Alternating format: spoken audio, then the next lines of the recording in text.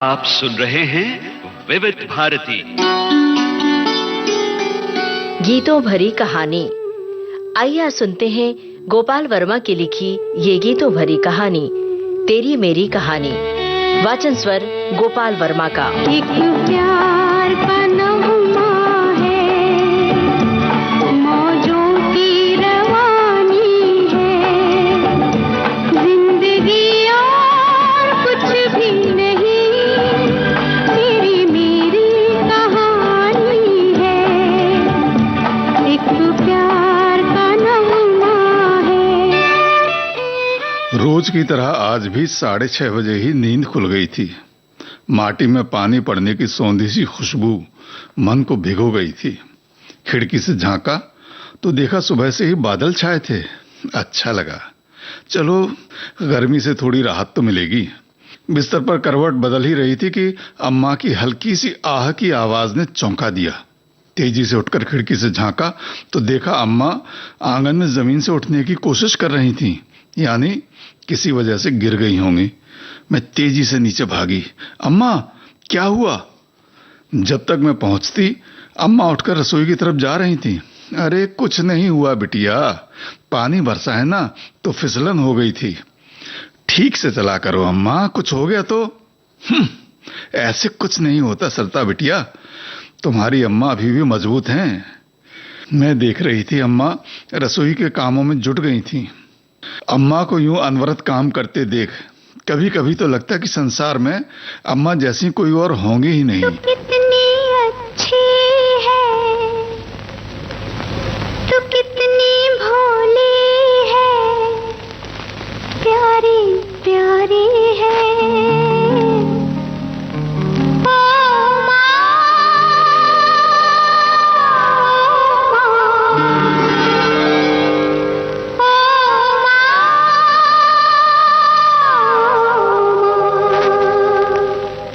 तू कितनी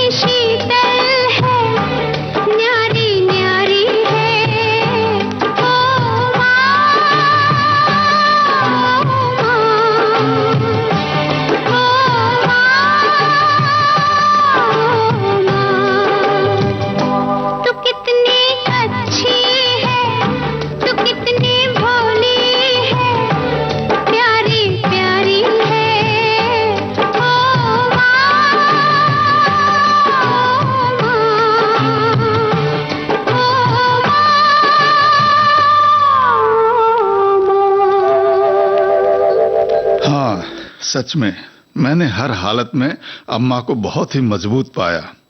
कुछ लोगों से सुना, कुछ आंखों से देखा, सारा अतीत पल भर में घूम गया आंखों के सामने। मैंने पापा को या डैडी या पिताजी या अब क्या कहूं, कभी मेरी जिंदगी में कोई ऐसा आया ही नहीं जिसे मैं ये संबोधन दे सकती। लेकिन कुछ तो कहना ही होगा, पापा ही ठीक रहेगा। अम्मा भी कभी कभी जब भावुक होकर मुझे पुरानी यादों का खजाना खोलकर दिखाती, यानी एल्बम दिखाती, तो जिस खूबसूरत नौजवान को देखकर मैं एकदम से चहक उठती थी, उन्हें अम्मा मेरे पापा जी ही बोलती थीं। अम्मा की आंखों से आंसू बहते जाते और मैं उनकी यादों में खुद को खड़ा हुआ पाती। देखो देखो सरिता, ये लद्दाख, शादी के बाद हम यहाँ गए थे और मैं अपने आप को चारों ओर पहाड़ों और खूबसूरत वादियों में घिरा पाती। लगता कि जैसे मैं कहीं से देख रही हूं और पापा इन वादियों में खोए हुए अम्मा से कुछ कह रहे हैं।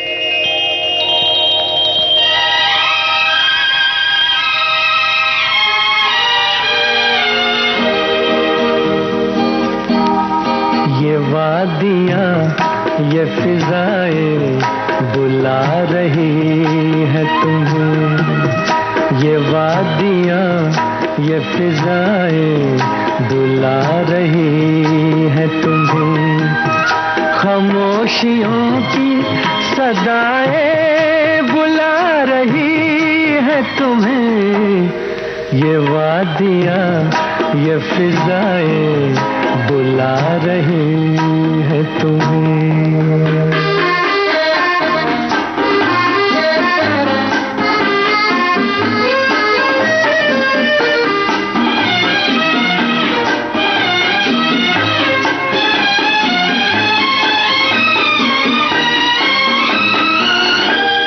तुम्हारी जुल्फों से खुशबू की भीख लेने को झुकी झुकी सी घटाएं बुला रही है तुम्हें।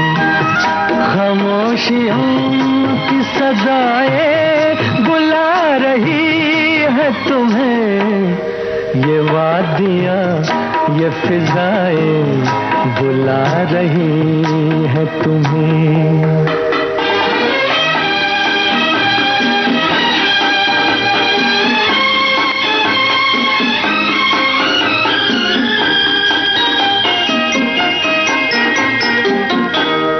हसीन चंपई पैरों को जब से देखा है, नदी की मस्त अदाएं बुला रही है तुम्हें।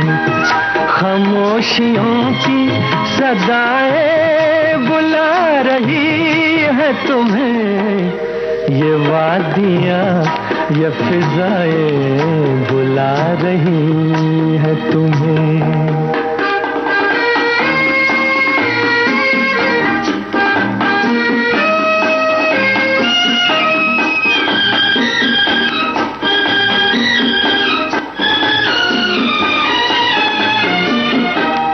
मेरा कहा न सुनो, इनकी बात तो सुन लो। हर एक दिल की दुआएं बुला रही है तुम्हें। खामोशियों की सदाएं बुला रही है तुम्हें। ये वादियाँ, ये फिजाएं बुला रही है तुम्हें। ये वादियाँ, ये फिजाएं बुला रही है तुम्हें। अम्मा ने बताया था कि बड़ी मुश्किल से हम लद्दाख होते हुए बॉर्डर तक पहुंचे थे, लेकिन तुम्हारे पापा बड़े जांबाज थे, बिल्कुल बॉर्डर तक ले गए थे मुझे।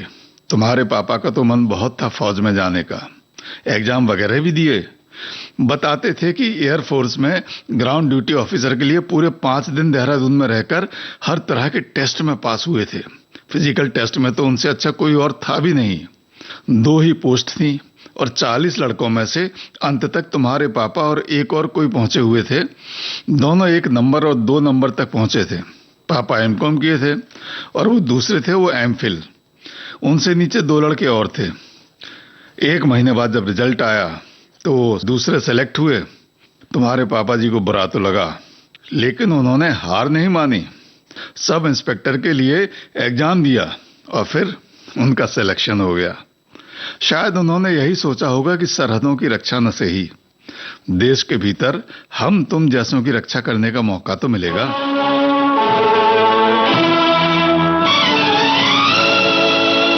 जलते भी गए, कहते भी गए, आजादी के परवाने। जीना तो उसी का जीना है, जो मरना वतन पे जाने।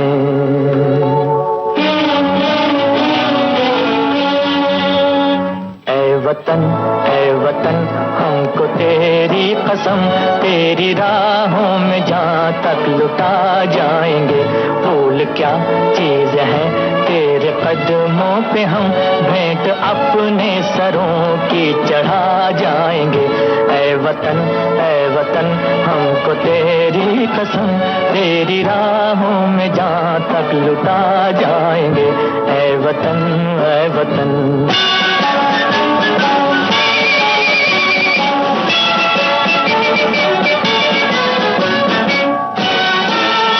कोई पंजाब से, कोई महाराष्ट्र से, कोई यूपी से है, कोई बंगाल से।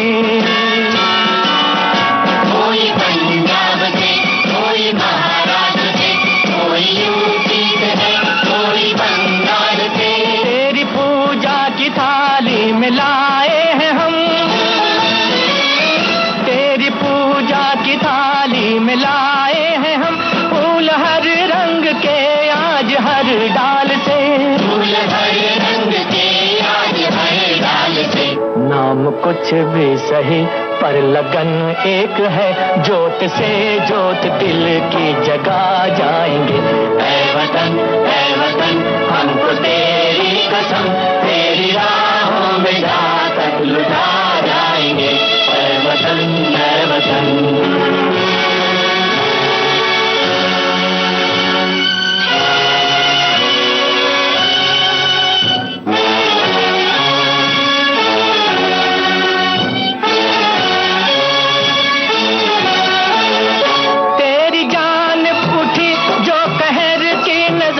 उस नजर को झुका के ही दम लेंगे हम।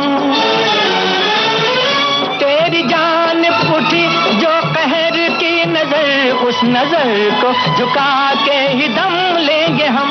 तेरी धरती पे है जो कदम गैर का, उस कदम का निशान तक मिटा देंगे हम। उस कदम का निशान तक मिटा देंगे हम। जो भी दीवार आएगी अब सामने, ठोकरों से उसे हम गिरा जाएंगे। ऐ वतन हमको तेरी कसम, तेरी राहों में जहाँ तक लुटा जाएंगे। ऐ वतन। और फिर एक दिन यही हुआ। उस घटना को अम्मा अक्सर बताती रहती हैं। बिल्कुल फिल्मी घटना थी। अम्मा को नाना जी ने एक सुंदर सा हार दिया था। अम्मा बिना किसी से बताए उसे स्कूल पहन के चली गई। अम्मा के लफ्जों में कहूं तो ज्यादा ही अच्छा रहेगा।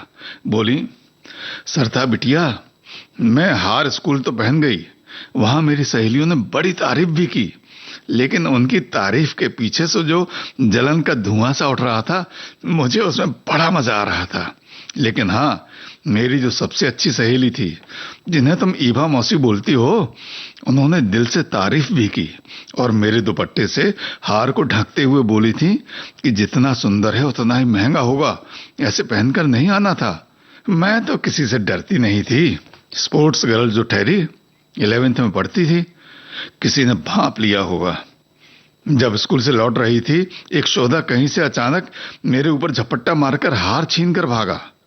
मैं तो हमेशा रेस में फर्स्ट ही रही हूं, उसे पता नहीं होगा। दौड़ के उसको धर दबोचा। तभी ना जाने कहां से उसका एक और साथी दौड़ता हुआ आया और जब तक मैं कुछ जान पाती, हार उसके हाथ में था। वो भागा मैं उसके पीछे दौड़ती, लेकिन पहले वाले ने मेरा हाथ पकड़ लिया। उसे लात मारकर हाथ छुड़ाकर दूसरे के पीछे भागी, लेकिन वो काफी आगे निकल चुका था। मैं तेजी से मोड़ तक पहुंची थी कि अचानक से वो लड़का उछलते हुए मेरे पैरों में आ गिरा। हार उसके हाथ से छूट चुका था। मैंने हार उठाया और सामने देखा तो तुम्हारे पापा जी डैशिंग स्टाइल में, बिल्कुल फिल्मी हीरो की तरह उस लड़के की ओर बढ़ रहे थे। और फिर रेस्ट इज हिस्ट्री।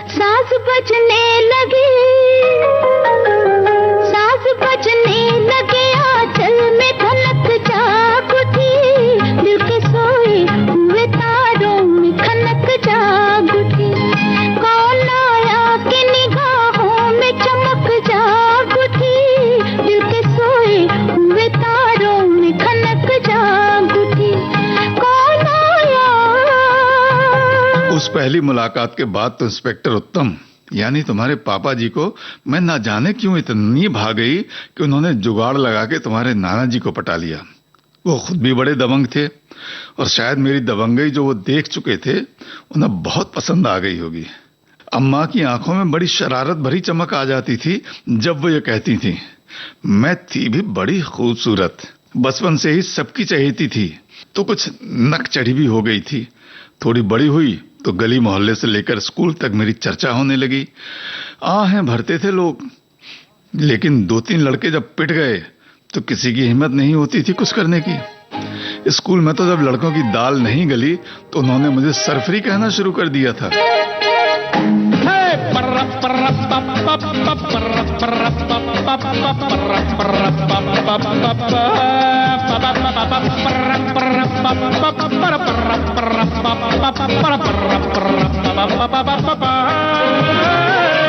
मैं अकेला रात का मेला, तू कहाँ से आई? ऐसे में तू भूल के रास्ता मुझसे आ टकराई। ये लड़की जरा सी दीवानी लगती है, मुझे तो ये गुड़िया जापानी लगती है। ये लड़की जरा सी दीवानी लगती है, मुझे तो ये गुड़िया जापानी लगती है।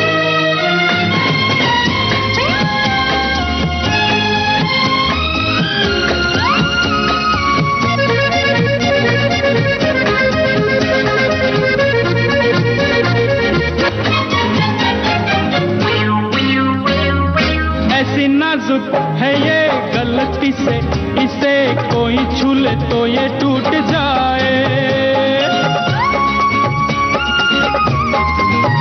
ऐसी नाजुक है ये गलती से, इसे कोई छू ले तो ये टूट जाए। चाबी से ये चले, चाबी से ये रुके, चाबी से ये हंसे रूठ जाए। कांच की ये गुड़िया, कागज की ये गुड़िया, किसी शैतान की नानी लगती है। पर्रा पर्रा पापा, ये लड़की जरा सी दीवानी लगती है, मुझे तो ये गुड़िया जापानी लगती है।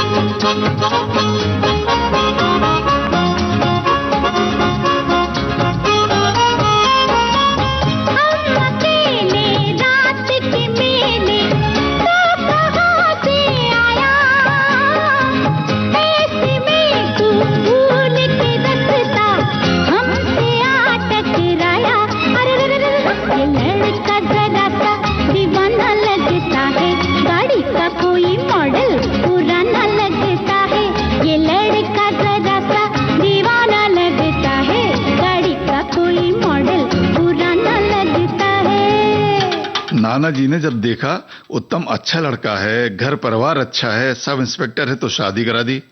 हालांकि मैंने उन्हें बहुत मना किया, 1-2 दिन भूख हड़ताल भी की, लेकिन उन दोनों लड़कियों की सुनता कौन था। इस तरह अम्मा की शादी हुई। पापा बहुत चाहते थे उन्हें, जो एल्बम देखकर मैं भली भांति जान गई थी। कश्मीर से केरल तक हर जगह की खूबसूरत वादियों की यादें सिमटी थी उस एल्बम में। पापा जी के परिवार से भी उन्हें बहुत प्यार और दुलार मिला। अम्मा ने बताया था कि मेरे दादाजी यानी अम्मा के ससुर जी बड़े उसूलों वाले थे, बड़े दबंग वकील थे, और वहीं मेरी दादी जी पक्की धर्म कर्म वाली थी। हर दिन दोपहर में घर की दालान में रामायण लेकर बैठ जाती। मोहल्ले की कुछ औरतें भी जमा हो जाती थी सुनने को। फिर 2 घंटे उनका रामायण पाठ हर 30 त्योहार पूरे विधि विधान से करती। वही सब अम्मा को भी सिखाया था उन्होंने। जितना अम्मा के बारे में जाना, ईवा मौसी से जितना सुना, मैं अगर तुलना करूं तो मैं तो कहीं नहीं टिकती अम्मा के सामने। मैं हूँ भारत की नार, मैं हूँ भारत की नार, लड़ने मरने को तैयार। मुझे समझो ना कमजोर लोगों, समझो ना कमजोर। उस देश की हूँ संतान, उस देश की हूँ संतान के जिसका नाम है हिंदुस्तान।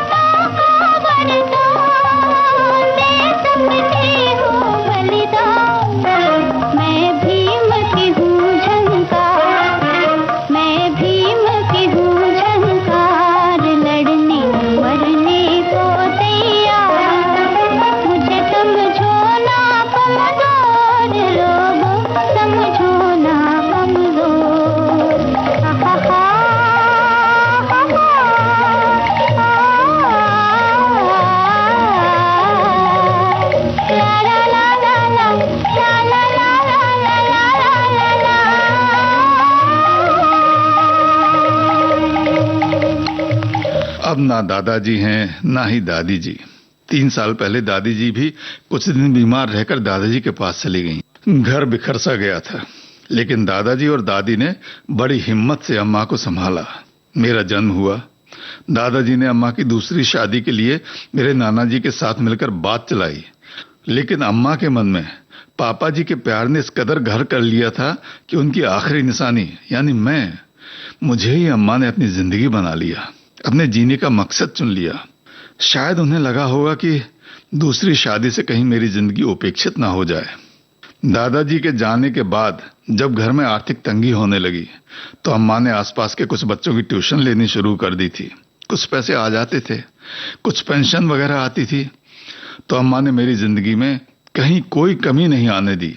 MBBS में सिलेक्शन हुआ तो अम्मा ने जीवन भर का जोड़कर जो भी रखा था, इवन वो हार भी जिसके कारण ही पापा जी से मुलाकात हुई थी, सब बेचकर और कुछ नाना जी की मदद से मेरी MBBS की भारी भरकम फीस भरी। और अब मैं 5th ईयर में थी। उसके बाद इंटर्नशिप, फिर सर्विस या प्रैक्टिस। मेरी दुनिया है माँ तेरे आंचल में, मेरी दुनिया है माँ तेरे आंचल में। शीतल छाया तो दुख के जंगल में, मेरी दुनिया है माँ तेरे आंचल में।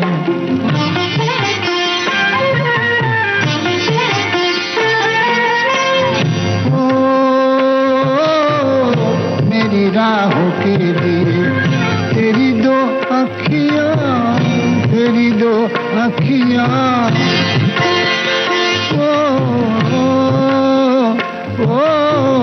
मुझे गीता से बड़ी तेरी दो बत्तियाँ, तेरी दो बत्तियाँ। युग में मिलता, युग में मिलता जो सो मिला है पल में। मेरी दुनिया है माँ तेरे आंचल में।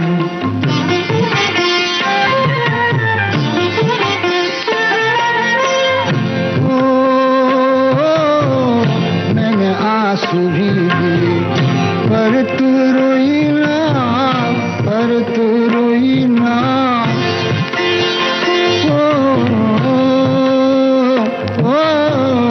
मेरी निंदिया के लिए बरसों सोई ना, बरसों सोई ना। ममता गाती, ममता गाती रही गम की हलचल में। मेरी दुनिया है माँ तेरे आंचल में।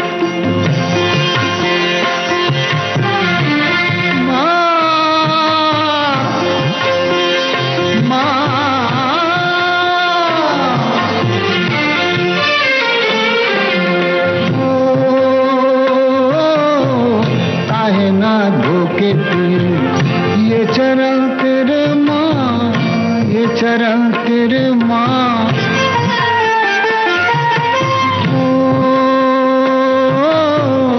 देवता प्याला लिए दर पे खड़े माँ, दर पे खड़े माँ। अमृत सबका, अमृत सबका है इसी गंगा जल में। मेरी दुनिया है माँ तेरे आंचल में। शीतल छाया तो दुख के जंगल में। मेरी दुनिया है माँ तेरे आंचल में। मेरी अम्मा आज भी बहुत मजबूती के साथ मेरा साया बने हुई थी। आज भी इतनी खूबसूरत थीं कि जब मैं उनके साथ निकलती तो लोग उन्हें मेरी दीदी ही समझते। मैं भी खूब मजे लेती। अम्मा को चढ़ाती थी कि देखो वो लड़के कैसे तुम्हें देख के आंखें भर रहे हैं। एक मॉल में तो जब उन्होंने मेरे ही सामने एक लड़के को कूट दिया तो मुझे उनकी शादी के पहले की दबंगई याद आ गई। सच है, नारी हिम्मत करे तो वो आज भी चंडी बन के दुष्टों का नाश कर सकती है। खैर, आज प्रशांत से मिलने का वादा है। मेरा ही कुलीग है, 2 साल से शादी के लिए पीछे पड़ा है। मुझे पसंद भी है, लेकिन मैंने 5th ईयर के बाद के लिए कहा है। अब 5th ईयर भी एंडिंग चल रहा है तो फिर पीछे पड़ेगा। तभी अम्मा की आवाज आई, सरिता चल चाय पी ले, पेस्ट किया कि नहीं? हिदायत भी और चाय का आमंत्रण भी। मैंने जल्दी जल्दी पेस्ट किया और पहुंच गई रसोई में। घुसते ही नाक में जो हलचल मची वो दिमाग तक पहुंच गई और जुबान से निकल पड़ी। आहा, आटे का हलवा। अम्मा के हाथ के आटे के हलवे का तो जवाब ही नहीं। न जाने कैसे बनाती हैं हलवे का मजा, लेकिन साथ में कुरकुरापन भी। जिसने उनके हाथ का आटे का हलवा एक बार खाया कभी नहीं भूल पाया। बोली, पहले चाय पी लो, तब तक हलवा तैयार हो जाएगा। मैं आलू के पराठे बना दूंगी, कॉलेज ले जाना, ज्यादा रख दूंगी, प्रशांत को भी खिलाना। प्रशांत के नाम से ही आसपास की हवाएं महक उठती, मैं कहीं आसमान में उड़ने लगती।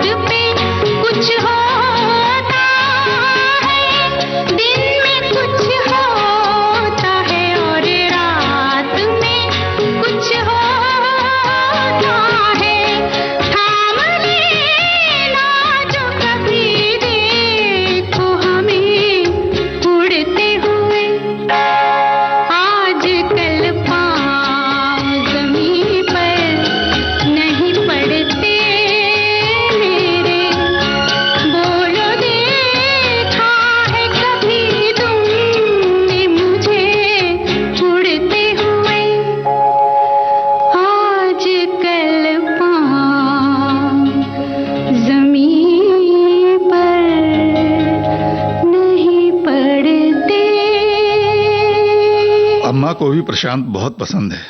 क्यों ना हो, मेरी पसंद जो है, अम्मा ने जिंदगी भर मेरी पसंद को अपनी पसंद बनाया है। मेरे मुंह से एक बार जो निकला वो आगे पीछे मुझे दिलाया ही, खिलौने हों, कपड़े हों या बाइक। हालांकि मैंने तो स्कूटी के लिए बोला था, लेकिन उन्होंने बाइक दिलाई। बोली कि बाइक में दबंगई दिखती है, स्कूटी कमजोर लड़कियों की सवारी है। अम्मा ने कहा कि आज जल्दी लौट के आ जाना, शाम को तेरी ईवा मौसी आ रही हैं। ईवा मौसी की बात सबसे निराली है। बचपन में जब भी अम्मा के संग नाना जी के यहाँ जाती तो हर शुक्रवार को नई फिल्म देखने को मिलती। अम्मा को फिल्म देखने का बड़ा शौक था और ईवा मौसी वाले मौसा जी की अपनी टॉकीज थी। तो जब हम नाना जी के यहाँ रहते तो 2 से 3 फिल्में देख ही लेते थे। फिल्म भी देखो और इंटरवल में बड़े वाले काले रसगुल्ले और समोसे का मजा। फिर फिल्म के बाद ईवा मौसी के घर अम्मा और मौसी की गपशप। हम उनकी बिटिया डॉली के संग खेलते और दोनों सहेलियां अपनी पुरानी यादों को ताजा करती। हालांकि उन दिनों भी कई बार मेरे कानों में ईवा मौसी की बातें पड़ जाती थीं कि अब तो सरिता बड़ी हो गई, अब तू शादी कर ले। लेकिन अम्मा हर बार टाल जाती थी।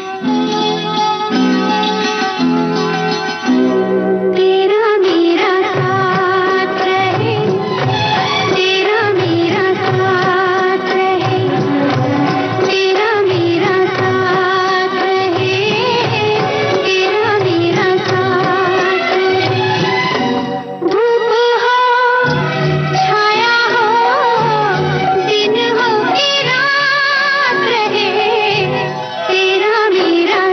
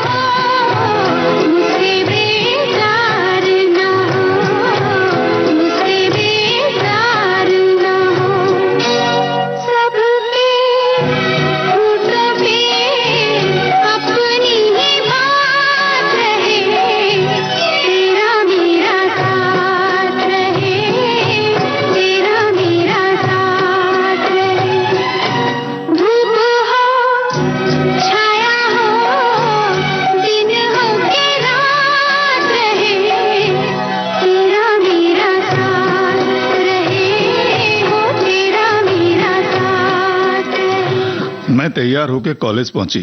प्रशांत ने फिर वही राग लापना शुरू किया। एग्जाम खत्म होते ही शादी करेंगे। उसकी प्लानिंग थी कि शादी के जस्ट बाद हम पॉली क्लिनिक खोलेंगे। डॉक्टर रमेश और उनकी वाइफ भी पार्टनर होंगी। इंटर्नशिप के साथ ही अपना हॉस्पिटल भी हो जाएगा। प्लानिंग तो अच्छी थी, बस प्रशांत इतना चाहता था कि शादी का झमेला भी निपट जाए, उसके बाद इस पर काम शुरू कर देंगे। मैंने भी पूरा मन बना लिया। अम्मा तो पहले से ही तैयार थी।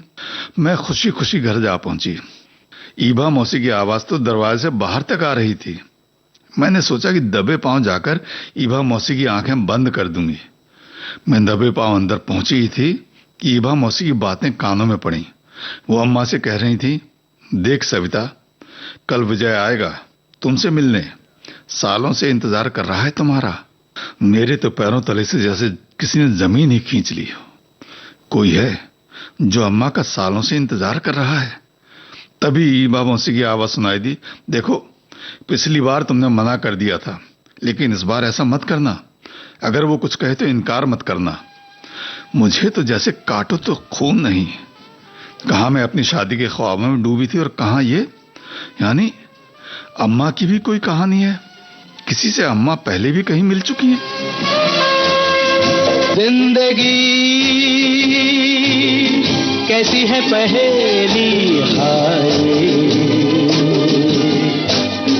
कभी तो हंसाए कभी ये रुलाए। जिंदगी कैसी है पहेली हाय,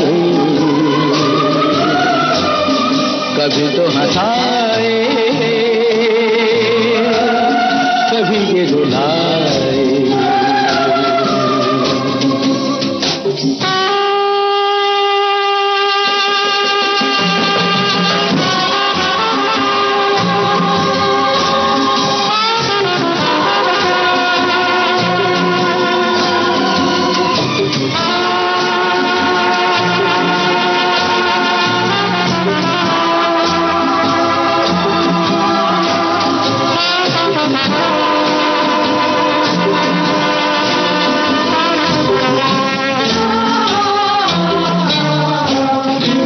भी देखो मन नहीं जागे,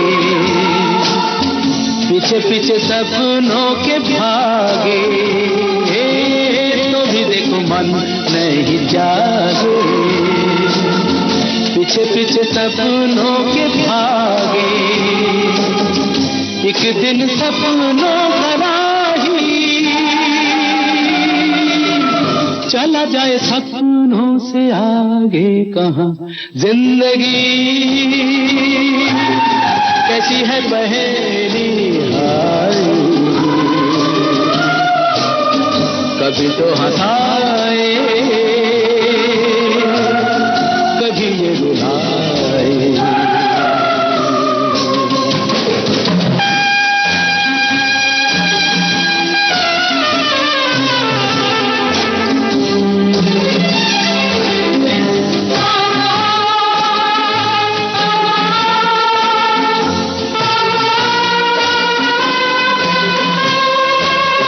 जिन्होंने सजाए यहाँ मेले, सुख दुख संग संग झेले। जिन्होंने सजाए यहाँ मेले, सुख दुख संग संग झेले। वही चुनकर खामोशी यूं चले जाए अकेले कहां। जिंदगी कैसी है पहेली हाय, कभी तो हंसाए। मैं दबे पांव ही वापस लौट पड़ी। दरवाजे तक जाके अपने को संयत किया, फिर ऐसे एंट्री ली जैसे कुछ हुआ ही ना हो। ईबा मौसी से उसी गर्मजोशी से मिली। अम्मा के चेहरे पर अपनी सखी से मिलने की खुशी से कुछ ज्यादा ही खुशी दिखाई दे रही थी। खूब सारी बातें हुई। डॉली के समाचार मिले, वो कनाडा में जाके सेटल हो गई थी। ईबा मौसी लोग भी कनाडा शिफ्ट होने का प्लान बना रहे थे। और फिर ठीक भी तो है, इकलौती बेटी, वो नहीं आ सकती तो ये लोग वहां जाकर रहेंगे। डॉली के घर के पास ही कोई फ्लैट भी देख लिया था। बहुत सारी बातें हुई। डॉली ने एक पर्स भी मुझे कनाडा से भिजवाया था जो ईवा मौसी ने दिया। बहुत ही खूबसूरत पर्स था। अच्छे से बातें हो रही थीं, लेकिन मैं विवश थी अच्छा लगने का दिखावा करने को। मन में तो अंधड़ चल रहा था। मैं जल्दी ही अपने कमरे में चली गई। ईवा मौसी कुछ देर और रुकी, फिर चली गई। यहाँ उनके भाई रहते हैं, उन्हीं के घर गई होंगी। कुछ देर में अम्मा की आवाज आई, खाना खा लो सरिता। मैंने मना कर दिया। मन ही नहीं किया। मन के गुस्से ने मना कराया था। मेरे लिए दुनिया की सबसे अच्छी माँ अचानक से वैम्प हो गई थी। उनकी जिंदगी में क्या क्या चल रहा था और मुझे कुछ मालूम ही नहीं। आंखें बंद किए औंधे मुंह लेटी सी उधेड़ बनने लगी थी। तभी अम्मा का हाथ मेरे सर को सहलाने लगा। क्या हुआ बिटिया? मैं वैसे ही लेटी रही, कुछ नहीं बोली। प्रशांत से कोई अनबन हुई है क्या? मैंने कोई जवाब नहीं दिया। पराठे खिलाए थे प्रशांत को? तभी मैं बोल पड़ी, मुझे सोने दो अम्मा। अम्मा का हाथ मेरे सर से ऐसे हटा जैसे करंट लगा हो। मेरी आवाज की बेरुखी उनके लिए करंट जैसी ही थी। एक पल को तो मुझे भी लगा कि मैं अम्मा को ऐसे कैसे बोल सकती थी। वो 4 शब्द, मुझे सोने दो अम्मा, शायद जिंदगी में पहली बार ऐसी कर्कशता के साथ मेरे होठों से निकले थे। मैं वैसे ही लेटी थी। कुछ देर शांति रही, फिर अम्मा के लौटने की आवाज आई। मेरा मन मुझे धिक्कारने लगा कि मैं अम्मा को ऐसा कैसे कह सकती हूं। लेकिन फिर ईवा मौसी की बात याद आ गई। मन फिर खिन्न उठा। उस रात भूखी ही सो गई थी। आधी रात से ज्यादा हो गई थी जब भूख से मेरी नींद खुल गई। मैं दबे पांव उठी और रसोई में जा पहुंची। सोचा कि मेरे हिस्से की 2 रोटियां रखी होंगी। कटोरदान खोला तो 4 रोटियां दिखी। यानी अम्मा ने भी नहीं खाया। खाती भी कैसे? कभी मुझे छोड़ के अकेले नहीं खाया, हमेशा मेरे साथ खाया या मेरे बाद खाया। मेरा मन रो पड़ा। कैसे इतनी निष्ठुर हो गई थी मैं अपनी अम्मा के लिए। अम्मा के कमरे में झांका तो वो गुड़मुड़ियाई सी लेटी हुई थी। लग रहा था कि शायद रोई भी होंगी। मेरा मन हाहाकार कर उठा। मैंने उनके सर पर हाथ रखा। अचानक से उठ पड़ी। क्या हुआ सरिता? सब ठीक तो है ना? मैं क्या बोलती। उनके आगे खाने की थाली कर दी। फिर हम दोनों ने एक ही थाली में खाना खाया। मम्मी ने कुछ नहीं पूछा, मैंने भी कुछ नहीं कहा। मुझे गले से लगा लो, बहुत उदास हूँ मैं, हमें जहाँ से छुड़ा लो, बहुत उदास हूँ मैं, मुझे गले से लगा लो।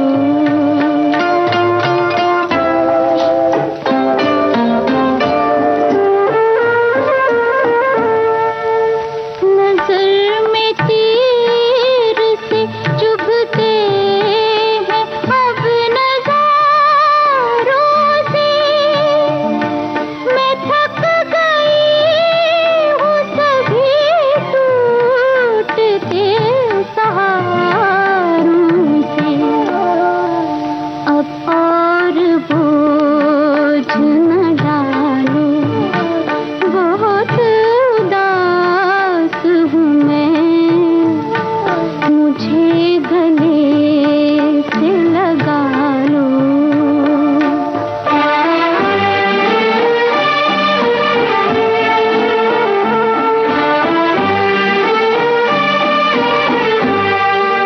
बहुत सही गम दुनिया मगर उदास न हो, करीब है शब गम के सहर, उदास न हो, बहुत सही गम दुनिया।